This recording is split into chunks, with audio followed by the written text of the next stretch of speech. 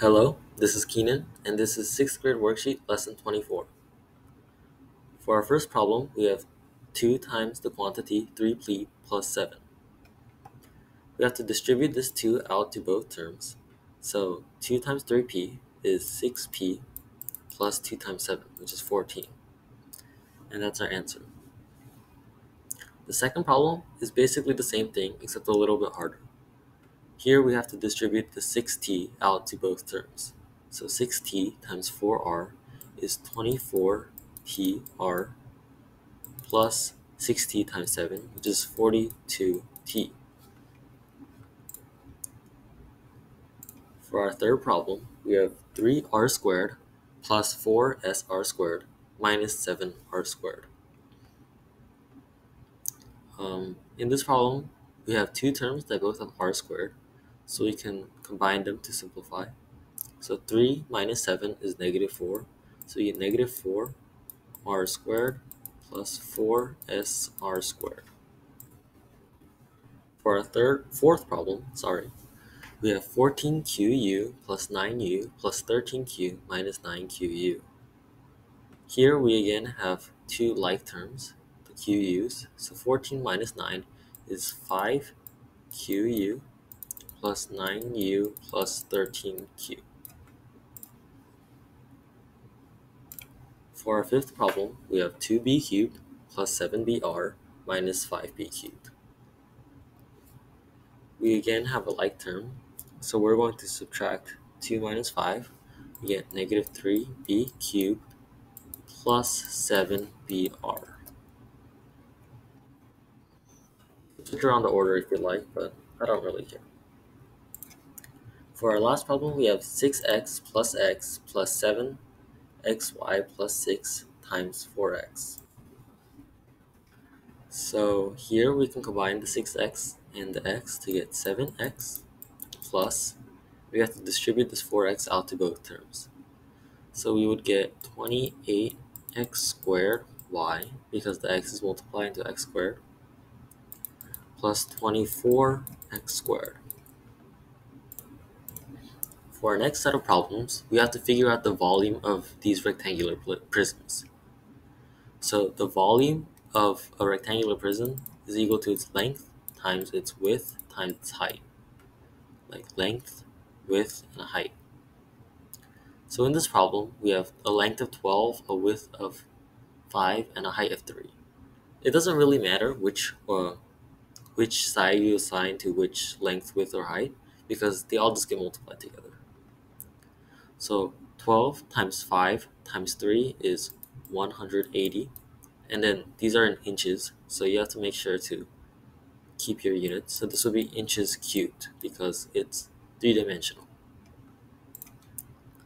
Our second problem, we have 20 inches times 8 inches times 13 inches. 20 times 8 is 160.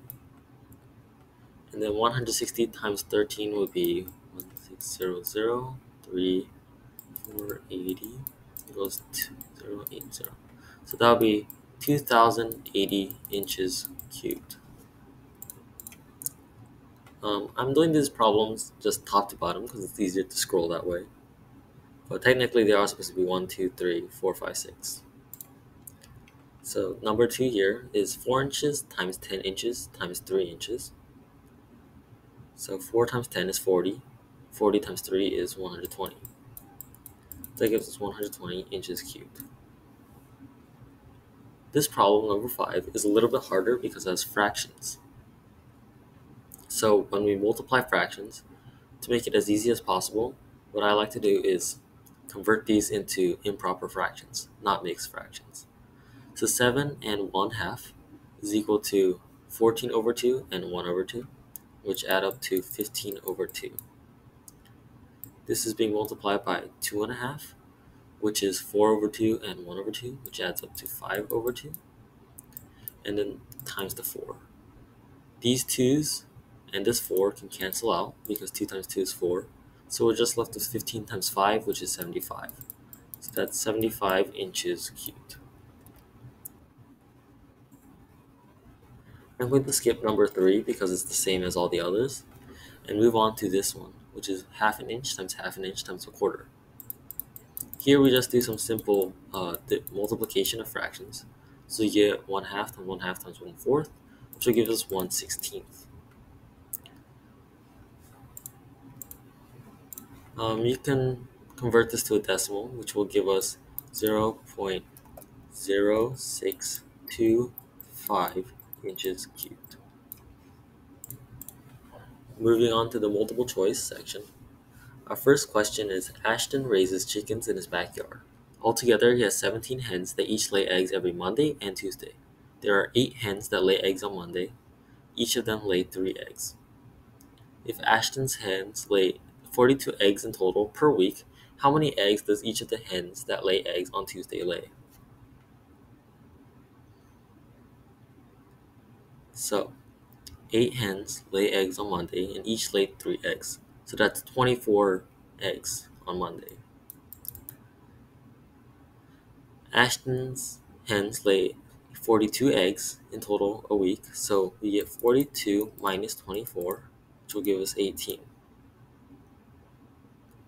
He has 17 hens in total, and 8 lay on Monday. So that means the amount of hens that lay on Tuesday would be 17 minus 8, which gives us 9. So if there are 9 hens on Tuesday and 18 eggs that need to be laid on Tuesday, then how many eggs are laid per hen? To do that, we'll just put eggs per hen, which would give us 18 over 19, which is 2. So B is our final answer. Skipping over to number 3, Gerard holds the world record for biggest mural painted. His mural of a giant lion takes up a wall that is 70 feet tall and 200 feet wide. How many square feet of paint did he need to cover it if he used 4 coats of paint? So first we need to find how large the rectangle is. So 70 times 200 will give us 14000, so 14,000. And since he used 4 coats of paint, we're going to multiply that by 4, which gives us 56,000. So A is our final answer.